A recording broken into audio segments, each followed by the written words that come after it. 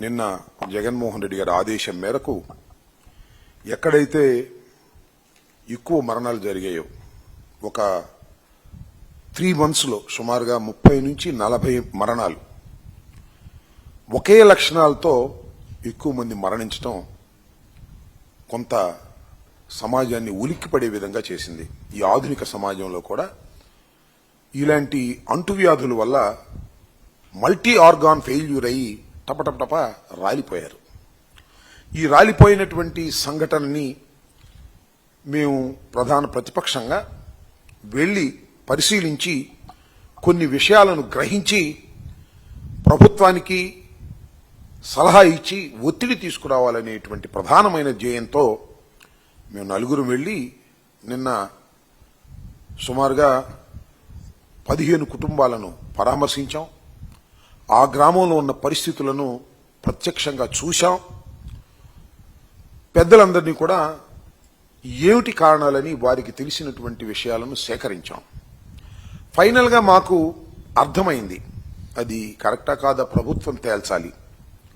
Contamination, water contamination వలన ఈ వ్యాధులు వచ్చాయి అనేది ప్రాథమికంగా మాకు అనిపించిన సమాచారం.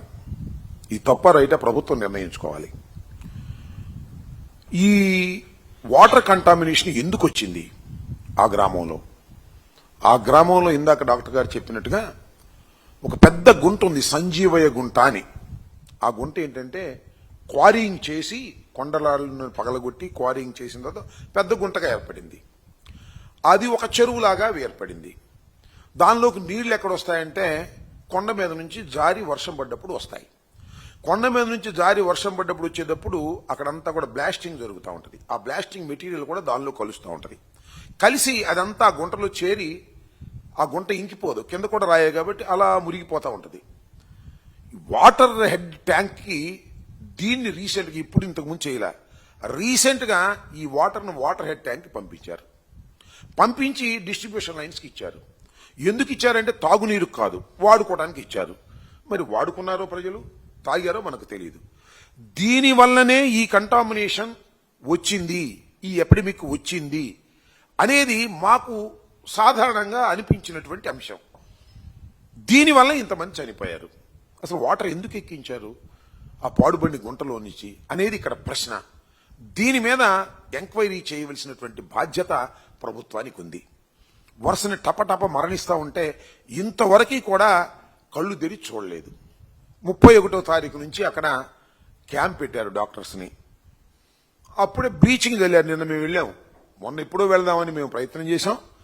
నిన్న వెళ్ళటం జరిగింది. మేము వస్తున్నామని తెలిసిన తర్వాత మాత్రమే ప్రభుత్వ యంత్రాంగం కదిలింది. నిన్న ఉదయమే ఎమ్మెల్యే గారు వెళ్ళారు. ఇవాళ ఏదో ఎంపీ గారు, మరి ఆరోగ్య శాఖ మంత్రి గారు వెళ్తున్నారు అన్నారు. ఎంతవరకు వెళ్లారో మాకు తెలియదు. అక్కడ పరిస్థితులన్నీ మేము గమనించింది ఏమిటంటే ప్రధానంగా అక్కడ ఒక పల్లె వెళ్ళాం. అక్కడ ఒక మహిళ చెప్పింది, ఏమండి ఈ వైఎస్ఆర్ ప్రభుత్వం ఉన్నప్పుడు మా ఊళ్ళో బెల్ట్ షాప్ ఒకటి కూడా లేదండి. ఇప్పుడు మా ఊళ్ళో 5 బెల్ట్ షాపులు ఉన్నాయి, 3 మా పల్లెలోనే ఉన్నాయి. టపటపా దొరుకుతుందండి మద్యం, మంచిలు అయితే దొరకటం లేదండి అనేటువంటి ఆవేదన ఆమె వ్యక్తం చేసింది. దీన్ని బట్టి మాకు అర్థమవుతుంది ఏంటంటే మందు మాత్రం విచ్చలవిడిగా ఇస్తున్నారు, మంచినీళ్లు మాత్రం ఇవ్వడం లేకపోతున్నారు.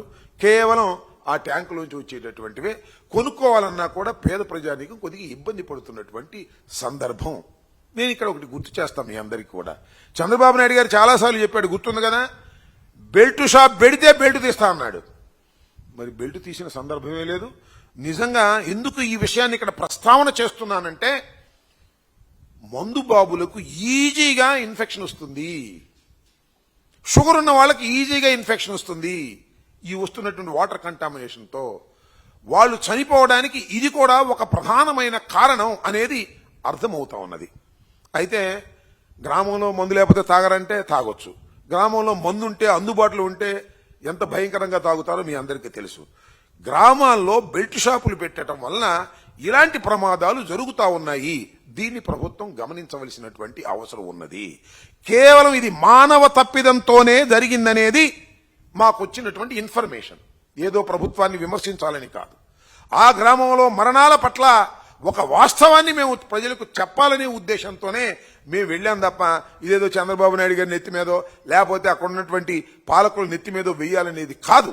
నిండు ప్రాణాలు 30 నుంచి 40 వరకు పోయాయి. అన్నీ ఒకే కేసు, మల్టీ ఆర్గాన్ ఫెయిల్యూర్. తీసుకువెళ్ళడం హాస్పిటల్కి, అక్కడ ట్రీట్మెంట్ చేయడం, ఇంటికి వచ్చిన చచ్చిపోవడం, కొంతమంది అక్కడ చచ్చిపోవడం. అలో లక్షణ అని ఏడుస్తున్నటువంటి కుటుంబాలను పరామర్శించినప్పుడు చాలా బాధేసింది. చిన్నపిల్లలు ఉన్నారు, 40 ఏళ్ల వ్యక్తులు చనిపోయారు. సరే 70 ఏళ్ల వ్యక్తులు చనిపోయారు, అది వేరే విషయం. 80 ఏళ్ల వ్యక్తులు, 40-45 ఏళ్లు ఉన్నటువంటి వ్యక్తులు కూడా ఈ మల్టీ ఆర్గాన్ ఫెయిల్యూర్ వల్ల చనిపోయినప్పుడు ఎంత కుటుంబం ఎంత బాధపడుతుందో ఒక్కసారి ఆలోచించాలని కూడా మనం చేస్తున్నాం. దాని మీద ప్రభుత్వానికి మేము డిమాండ్ చేసాం, తక్షణమే ఆరోగ్య శాఖ మంత్రి గారు రావాలి, దాన్ని పరిశీలించాలి అన్నాం. మరి వాళ్ళు వస్తామన్నారు, మరి వచ్చారో రాలేదో మాకు తెలియదు. That is our demand. Number 2, మీరు మంచినీళ్ళని ఫ్రీగా ఇవ్వండి. ఏది మినరల్ వాటర్ శుభ్రపరిచినటువంటి నీరుని కొంతకాలం ఆ గ్రామానికి. రాష్ట్ర వ్యాప్తంగా ఈ గ్రామం అనేది ఒక ప్రమాదకరమైన గ్రామంగా తయారైంది కాబట్టి మంచినీళ్లను తక్షణమే మీరు ప్రతి ఇంటికి కూడా ఇన్ని లీటర్లను ఇచ్చేటటువంటి ప్రయత్నం మీరు చేయండి. It is emergency. నెంబర్ 2, ముందు అక్కడ లేకుండా చేయండి, బెడ్ షాపులు తీసేయండి. 3వది, ఎవరైతే చనిపోయారో పేద ప్రజానీకం వారికి కాంపెన్సేషన్ ఇవ్వండి. ఇది మానవ తప్పిదం వల్ల జరిగింది తప్ప వారి దురదృష్టం వల్ల జరగలేదు, ఇది సహజ మరణాలు కాదు అనేది నిర్ధారణ అవుతుంది. వారే చెప్తున్నారు, వారి పత్రికలే చెప్తున్నాయి. కాబట్టి దీని మీద అంతేకాకుండా డాక్టర్ గారు నాకు చెప్పినట్టుగా అక్కడ ఇన్ఫెక్టెడ్ డిసీజెస్ డాక్టర్ ఒక ఆయన ఉన్నాడు, చక్రవర్తి గారని. ఆయన కూడా ఆ మధ్యన ఏం చెప్పండి, మెలీడియోసిస్ అనేది నిర్ధారణ చేశారు ఆయన, ఎక్కడో బాంబే పంపించి. అది చాలా ప్రమాదకరమైనటువంటి అంటువ్యాధి, వాటర్ ద్వారా వస్తుంది. అది అక్కడ కేసు రిజిస్టర్ అయిందని చెప్తున్నారు ఇంతకు ముందే. ఇలాంటి ప్రమాదకరమైనటువంటి ఆగస్ట్ 31 ఆయన చెప్పారు. ఇది ఇంత ప్రపంచం అంత దృష్టి పెట్టకముందే ఒక డాక్టర్ గారు చెప్పినటువంటి సందర్భం. ఆయన కూడా ఇన్ఫెక్టెడ్ డిసీజెస్ కి సంబంధించినటువంటి గుంటూరులో స్పెషలిస్టు, పెద్ద హాస్పిటల్. ఆయన దీన్ని ఐడెంటిఫై చేసినటువంటి సందర్భం. అప్పటి నుంచి కూడా ఇంతవరకు మరి ఏమి మీరు దాని మీద తీవ్రమైనటువంటి చర్య తీసుకున్నటువంటి సందర్భం లేదు. కాబట్టి ఆ చనిపోయినటువంటి కుటుంబాలను ఆదుకునేటటువంటి ప్రక్రియలో ఈ ప్రభుత్వం ముందుకు రావాలనేది మా డిమాండ్గా చెప్తూ ఉన్నాం. అంతేకాకుండా ఇంకో విచిత్రమైన విషయం ఏంటంటే, ఆ ఊర్లో మంచినీరు దొరకదా అంటే అద్భుతమైన మంచినీరు దొరికింది బోర్లలో. ఏంటో తెలుసా, ఆ తురకపాలెం నుంచి సుమారుగా కొన్ని లక్షల లీటర్లు వ్యాపారం జరిగింది. ఏం వ్యాపారం తెలుసా, పెద్ద బోర్లు వేస్తారు నాబోటోడు, అక్కడ ఆ బోర్ల నుంచి ట్యాంకులకు అమ్ముతాడు. ఆ ట్యాంకులేమో గుంటూరు హాస్పిటల్స్కి, గుంటూరు హోటల్స్కి మంచినీళ్ళకి సరఫరా చేస్తారు క్యాష్తో. ఆ ఊరు అది ఒక పెద్ద బిజినెస్. భూగర్భంలో ఉన్నటువంటి నీరుని తోడుకొని అమ్ముకునేటటువంటి బిజినెస్ ఉన్నటువంటి ప్రాంతం అది. అక్కడ వాటర్ కంటామినేట్ అయ్యి మంచినీళ్ళు లేక 40 మంది చనిపోయారంటే సిగ్గుపడదా ఈ ప్రభుత్వాన్ని అడుగుతా ఉన్నా. ఆ గ్రామంలో ఏం కట్టడి చేస్తున్నారని అడుగుతా ఉన్నా. ఇంత దుర్మార్గమైనటువంటి కార్యక్రమాలు నిర్వహిస్తున్నటువంటి ఈ ప్రభుత్వం మరి వారికి సహాయం చేయకపోతే ఎలా ఉంటుంది ఒకసారి ఆలోచించమని మనవి చేస్తున్నా. ఈ విధంగా కేవలం ప్రభుత్వం యొక్క నిర్లక్ష్యం వల్ల శానిటేషన్ లేదు. శానిటేషన్ ఉంటే ఇది రాదు, ఆ వాటర్ ఎక్కించకపోతే ఇది రాదు. ఇది మా ప్రాథమికమైనటువంటి సమాచారంతో మేము కంక్లూడ్ చేస్తున్నటువంటి అంశం. లేదు భిన్నంగా ఉందంటే చెప్పమనండి.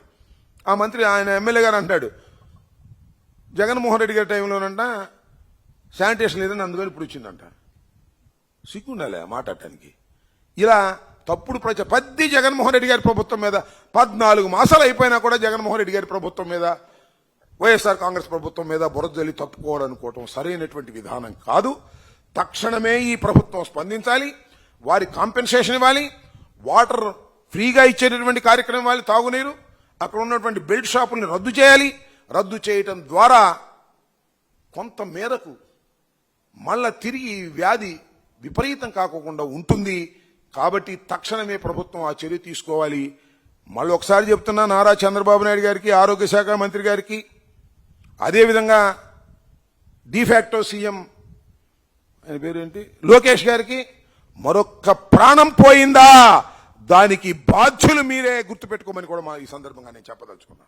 మరొక ప్రాణం పోవడానికి వీల్లేదు. అక్కడ మీరు తగిన చర్యలు తీసుకోవడం ద్వారా మాత్రమే ప్రాణాలను కాపాడగలుగుతారనే విషయాన్ని గుర్తుపెట్టుకోమని కూడా ఈ సందర్భంగా చెబుతున్నాను. దీని మీద తక్షణం యాక్షన్ తీసుకోకపోయినట్లయితే మా ప్రక్రియ మాకుంది. మేము అపోజిషన్లో ఉన్నాం. 40% షేర్ ఉంది మాకు. ప్రజా ఉద్యమాల ద్వారా మీ మీద ఒత్తిడి తీసుకొస్తాం. ప్రజల్లో దీన్ని మేము ప్రచారం చేస్తాం.